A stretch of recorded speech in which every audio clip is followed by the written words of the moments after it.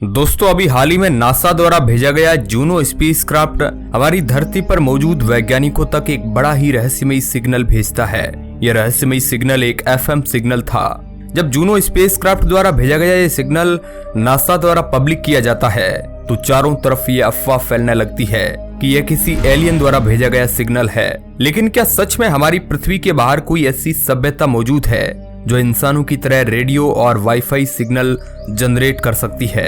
या क्या ऐसा हो सकता है कि जूनो स्पेसक्राफ्ट को यह सिग्नल किसी एलियन सभ्यता द्वारा जानबूझकर भेजा गया है? तो हेलो दोस्तों, मैं हूं आपका दोस्त सुरेश सांचोरी। आप रहस्य टेलीविजन यूट्यूब चैनल देख रहे हैं। जूनो स्पेसक्राफ्ट द्वारा भेजे गए इस सिग्नल के कारण धरती पर इतना बवाल इसलिए सिर्फ मचता है क्योंकि यह सिग्नल इस स्पेसक्राफ्ट को जुपिटर के सबसे बड़े चांद गैनीमेड से मिला था, जिससे यहाँ पर कई सारे रहस्यमय सवाल खड़े होते हैं। गैनीमेड की खोज आज से 400 साल पहले गैलीलियो ने की थी और इसके बाद जुपिटर के दूसरे चांद जैसे आयो, यूरोपा और कैस्टिली की खोज भी हुई।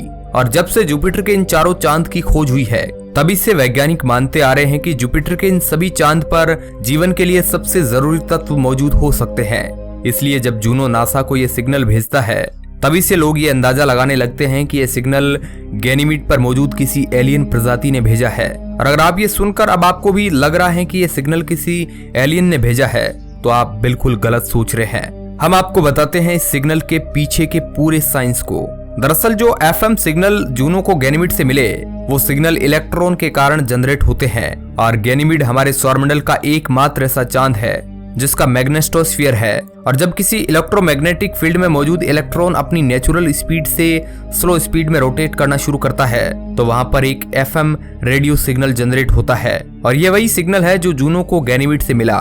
इसलिए हम यहाँ पर ये कह सकते हैं कि यह सिग्नल किसी एलियन ने नहीं भेजा है बल्कि यह एक सेल्फ जनरेटेड सिग्नल है।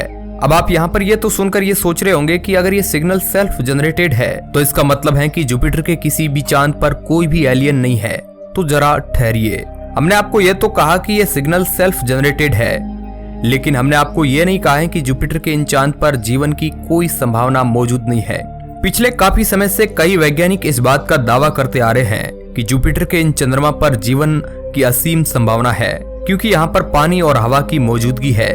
चलिए हम आपको बताते हैं जुपिटर के इन चारों चंद्रमा पर जीवन की संभावनाओं के बारे में। सबसे पहले बात करते हैं हमारे सौरमंडल के सबसे बड़े चांद और बर्फीले एलियन उपग्रह गैनीमेड के बारे में। गैनीमेड साइज में इतना बड़ा है कि अगर यह सूरज के चारों ओर चक्कर लगाता है तो यह सौरमंडल का एक ग्रह होता जो मरकरी से भी बड़ा होता।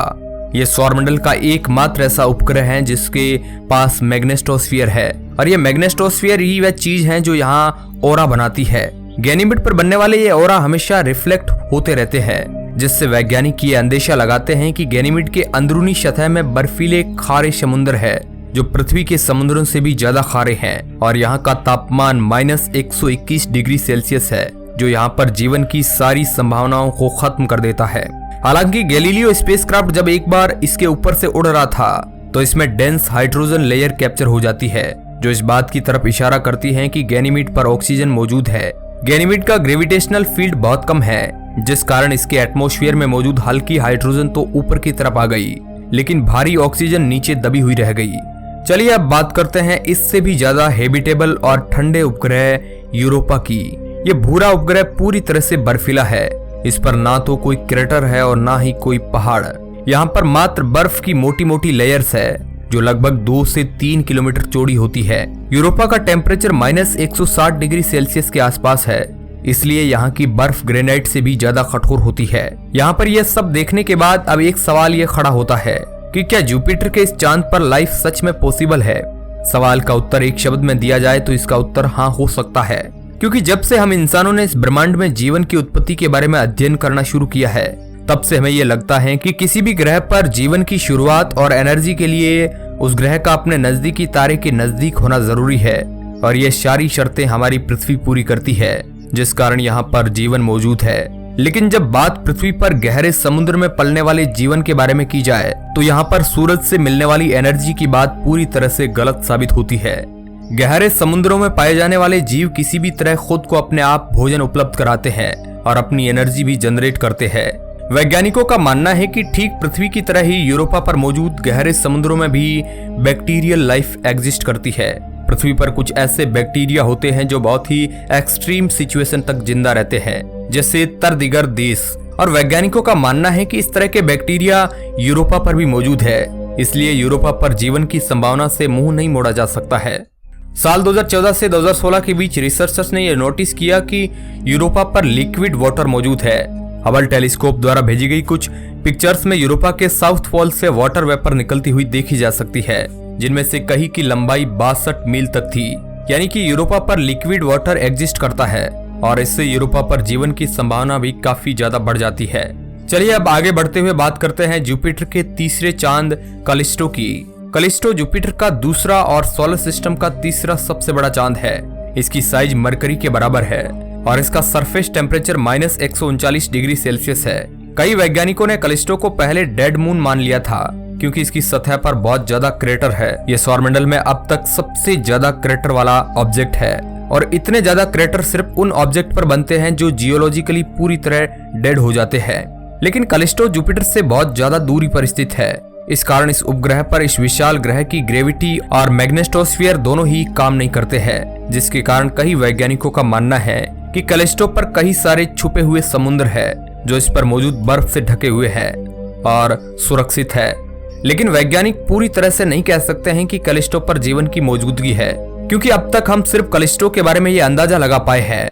हम सच में ये नहीं जानते हैं कि कैलिस्टो की सरफेस के नीचे लिक्विड वाटर है भी या नहीं। साल 2022 में नासा और यूरोपीय स्पेस एजेंसी के साथ मिलकर जुपिटर के इन तीनों चांद पर पानी और जीवन को खोजने के लिए जूस स्पेसक्राफ्ट लॉन्च करेगा।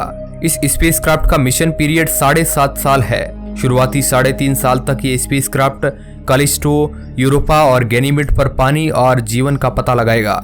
ये अपने शुरुआती 3.5 साल तक यूरोपा, कैलिस्टो और गैनीमेड के चक्कर लगाकर 30 ऑब्जर्वेशन इकट्ठा करेगा और फिर इन सभी ऑब्जर्वेशन से यह पता लगाने की कोशिश करेगा कि क्या इन तीनों में सच में पानी उपलब्ध है या नहीं, और अगर उपलब्ध है तो क्या इसमें वह सारे ऑर्गेनिक कंपोनेंट है जो किसी भी ग्रह पर जीवन पनपने के लिए सबसे जरूरी होते हैं। ये स्पेसक्राफ्ट नासा द्वारा लॉन्च किया गया अब तक का सबसे ज्यादा साइंटिफिक इक्विपमेंट कैरी करने वाला स्पेसक्राफ्ट होगा। अब यहाँ पर देखने वाली बात यह होगी कि क्या यह स्पेसक्राफ्ट सच में जुपिटर के चारों तरफ जीवन ढूंढ पाता है या नहीं। अब यहाँ पर जो भी होगा वह तो हमें आने वाले सालों में ही पता चल पाएगा। लेकिन अब बात करते हैं हमारे सौरमंडल के एक और ऐसे ही चांद के बारे में, जहाँ पर पिछले कई सालों से वैज्ञानिक जीवन को लेकर संभावनाएं तलाश रहे हैं। साल 2019 में नासा सैटर्न के चांद एनसेलेडस पर जीवन की संभावनाओं से भरपूर समुद्र की खोज करता है। एनसेलेडस पर यह समुद्र 6 मील गहरा है, जो 20 से 25 मील मोटी बर्फ की चादर से ढका हुआ है। कसिनी स्पेसक्राफ्ट ने इस चांद की कुछ ऐसी तस्वीरें भेजी थी जिसमें इसके साउथ पोल में से वेपर निकल रही है, जो इस बात की तरफ इशारा करती हैं कि सैटर्न के इस चांद पर समुद्र मौजूद है। नासा ने इस वेपर का एनालिसिस किया तो उन्होंने पाया कि इस वेपर में वे सारे ऑर्गेनिक कंपाउंड्स मौजूद है जो किसी भी लिक्विड वाटर में होते हैं। इन सब के अलावा इस वेपर में कार्बन डाइऑक्साइड की मात्रा भी थी, जो इस बात को और ज्यादा पुख्ता करती है कि सैटर्न के इस मून पर किसी न किसी तरह के जीवन का एग्जिस्टेंस तो जरूर है। अब वैज्ञानिक सैटर्न के इस चांद को लेकर और ज्यादा दिलचस्पी दिखा रहे हैं। नासा आने वाले समय में सैटर्न के इस चांद पर ऑर्बिलैंडर नाम का एक प्रोब भेजने वाला है, जो लगभग 200 दिनों तक इसकी परिक्रमा करेगा और आखिर में जाकर यह इस पर लैंड करेगा। नासा के इस मिशन की कीमत होगी लगभग $2.5 बिलियन। तो देखना होगा कि नासा ये प्रोब लॉन्च करता है या नहीं। वैसे अगर नासा जुपिटर और सैटर्न दोनों की चांद पर अपने मिशन सक्सेसफुल भेज देता है और फिर उसे वहां पर लाइफ की एग्जिस्टेंस का पता चल भी जाता है, तो यह हम इंसानों के लिए एक बहुत ही बड़ी खुशखबरी होगी, क्योंकि हमें हमारी पृथ्वी से बाहर भी पानी का एक बहुत बड़ा सोर्सेज हाथ लग जाएगा, जो आने वाले भविष्य में हमारी दूर की अंतरिक्ष यात्राओं में हमारी बहुत ज्यादा सहायता करेगा।